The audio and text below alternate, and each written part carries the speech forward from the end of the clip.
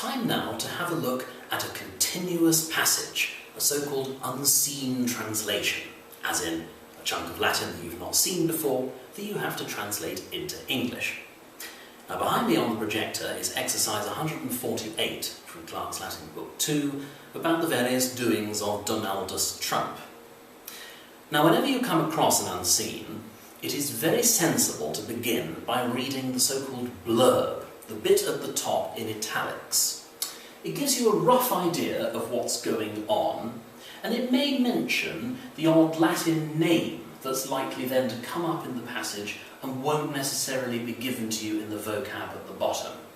So well worth paying attention to the little introduction. American President Donald Trump sometimes seems to embody many of the qualities shown by the more eccentric of Roman emperors. I make no further comment. Now, each sentence, as we have encountered, must be analysed before we translate it into English. So, if you're doing this exercise as we go, have a pencil at the ready. First of all, let's locate the subject of this first sentence. Habitat hodie in America, vir clarus et pecuniosus Donaldus nomine. Well, my subject, perhaps a little unusually, isn't at the beginning, but is here, in the middle of the sentence. We can see that vir must either be nominative or vocative singular, and it wouldn't make any sense for the vir to be vocative because we're not in direct speech, there's no O, and the word isn't split off from the rest of the sentence with commas. So I think we can safely assume that vir is the subject. And then we've got two adjectives here which are qualifying the vir. Clarus, meaning clear, bright, or here, famous, and pecuniosus, meaning rich. Note too that those adjectives are connected with a little conjunction, et, and, a coordinating conjunction, and conjunctions we put in square brackets, like so. In fact, there's a further little bit of qualification over here, Donaldus. And the word nomine, technically it's the ablative singular of nomen, a name, but in this simple Latin I'm going to treat it as an adverb and put it in ordinary brackets. So, we have a subject, two adjectives agreeing with it, and a little further bit of apposition, a descriptive phrase. Now we need to find the verb. What is it that this man is doing? And the verb, in fact, is here, at the beginning of the sentence, and we put a box round it, like so. So, a famous and rich man called Donald lives. We then have hodie and in America. Hodie, today, is a time adverb. I'm going to put it in brackets. In America is a prepositional phrase. In here is a preposition governing the ablative case, meaning in or on. In prepositional phrases, we encircle, like so, in America. So now we can translate the full sentence. Today, a famous and rich man called Donald lives in America. We can also see, just from this first sentence, that if we were to try and translate it word for word, like we might in French or Spanish, we would have ended up with, he lives today in America, man, rich and famous Donald called, which is piffle. We mustn't approach sentences like that. Latin is not a linear language. We have to hop about, find the subject, find the verb, find the object if there is one, and then deal with datives, ablatives, genitives, vocatives, and any other little bits and pieces. Donaldus negotium administrabat. Well, that's a nice simple phrase. Donaldus is clearly the subject at the beginning and in the nominative singular. Administrabat here is the verb, which I'm going to put a box around. And negotium is the object in the accusative case, and objects we put a dashed underline beneath, like so. Donaldus administrabat negotium. Donald was conducting business. Now here we're talking about his past, before he became ruler of the free world, so perhaps the imperfect here should have the sense of used to do. Donald used to conduct business. And, conjunction. Now, from this semicolon through to the dot, if we try to find a subject, we'll find that there isn't one. Multas divitias is in the accusative plural, multam pecuniam is accusative singular, and et is a conjunction. So we're left with the verb obtinebat, and that's where I need to go to find my subject. It's here, inside the verb, bat. He is still the subject. And this happens very often in Latin passages. Somebody crops up as the subject of a sentence, and then they continue being the subject in sentences still to come. So, Donald used to conduct business, and he, third person singular, used to obtain, or just obtained perhaps, multas divitias. There's my object, divitias, riches, and multas, the adjective describing it. Et is another conjunction, and multam pecuniam, a second direct object, also in the accusative. So Donald used to conduct business and obtained many riches and a great deal of money. Iam tamen incollis Americae regnat. And again, he is still the subject of the sentence. So we'll start with this verb here, regnat. He rules. Now regno is one of those pesky intransitive verbs that takes the dative. The object of regno has to go into the dative case. And here it is, the word incollis over here, the inhabitants or the natives. And the dative is annotated with little dots, like so. So he rules the natives. Now I think we can deal with Americae over here. Now, this is a prime example of a word that at first glance could be a number of different things. Now, the AE ending could be nominative or vocative plural.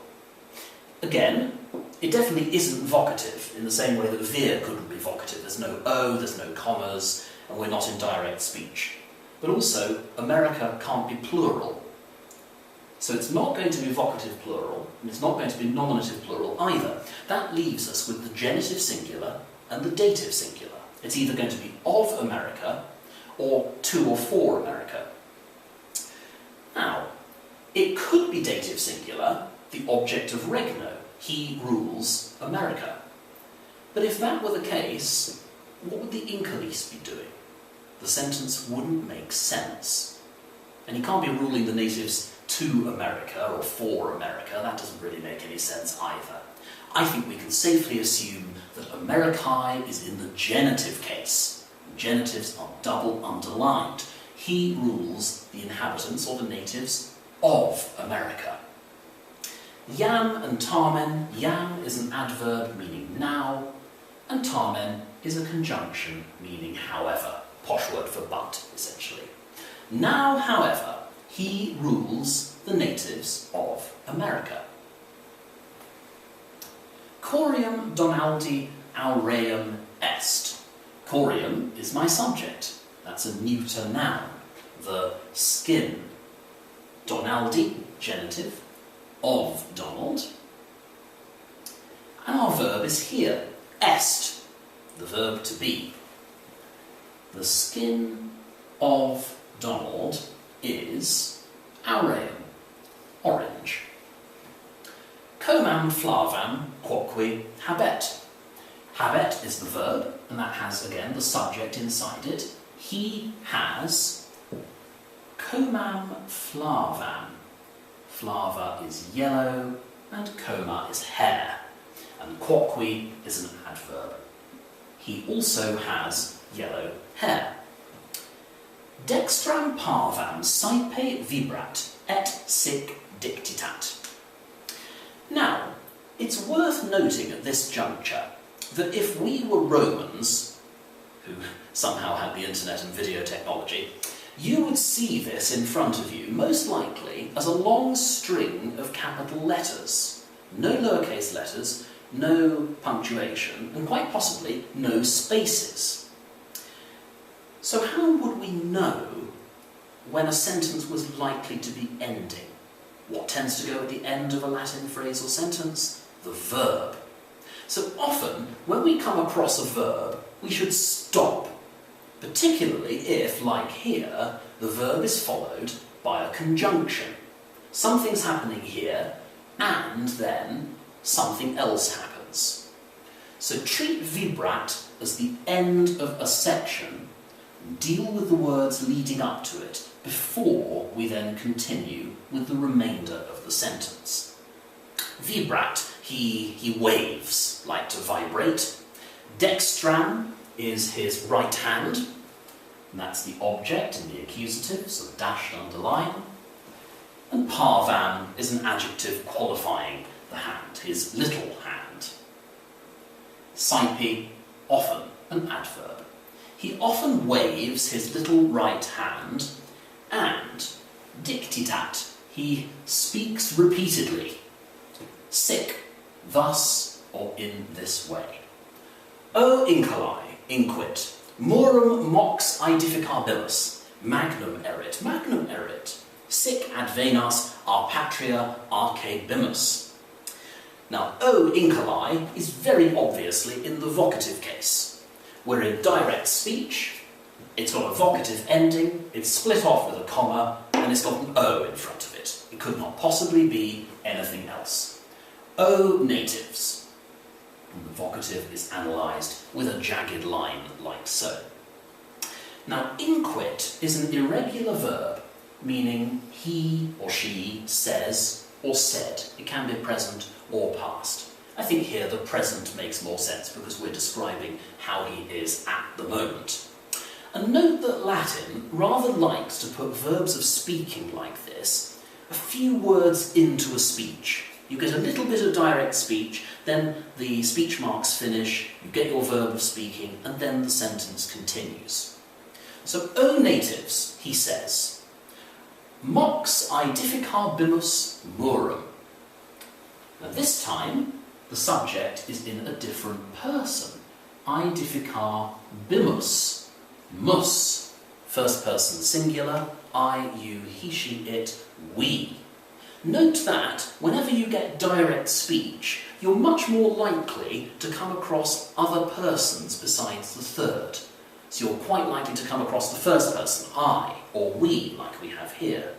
Or if someone's making a speech to someone, say a Roman commander instructing his troops, it's likely to have the second person, you, singular, or you, plural, collectively. So we will build, okay? We're also, in direct speech, likely to have other verb tenses, like the present and the future. Here we're in the future tense, bobispit. We will build murum, the object, a wall. Murus, a wall, it gives us the word mural, like a wall painting. And mox, an adverb meaning soon. Soon we're going to build a wall. Magnum erit, it's going to be great. Magnum here is in the nominative case, because it's agreeing with the subject of the sentence, it, inside the verb. He, she, it. It will be great. He then repeats himself, it will be great. Sic advenas our patria arche bimus. Another first person plural verb here, indeed another future tense. Arche bimus. We will. An archeo is to keep somebody away from something, to ward people off. We will keep advenas, there's my object, foreigners, prepositional phrase, our patria, away from our country. And we shall do so sic, adverb, thus, or in this way. Soon we're going to build a wall. It'll be great. It's going to be great. Thus we will keep foreigners away from our country. Now he asks a question. Cur sinae plus pecuniae quam America habent? Now, I'm not going to analyse cur. It's an interrogative, a question word, which we don't have an annotation for. So we'll start with the subject, sinae, which is plural in Latin, but has a singular meaning in English, China. Then we'll go to the verb, habent, which also has to be plural in order to agree with the subject. Kur, why does China have, plus is the object, more, and it's more money, literally more of money, the so-called partitive genitive. Quan, than, and then America, another nominative case. Why does China have more money than America does? China! And this, I suppose, is a vocative, it is an exclamation. Donaldo mandate imperium et advenas fugate. Mandate here is the verb, and it's an imperative, so it's not going to have a subject. It's ordering somebody else to do something. So he's saying to the natives of America, entrust the object, imperium, power. Donaldo, dative case, to Donald. Always worrying when someone talks about themselves in the third person. Entrust power to Donald. And, et, fugate, another imperative verb. Chase away, advenas, the foreigners. Deindi, which is then or next. Patria erit magna iterum. Patria, clearly, is the subject coming towards the beginning of the sentence in the nominative case. Magna is agreeing with it, also nominative, feminine and singular. Erit is our verb, and iterum, again, is an adverb. Then the country will be great again. And here we can see that the speech marks finish. Donaldus numquam tacet. Donald, the subject. Tacet, he is silent.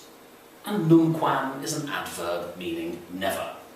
Donald is never silent. Etiam, also, and now he is the subject again. Going to look for the first verb, as we've got a rather long sentence here.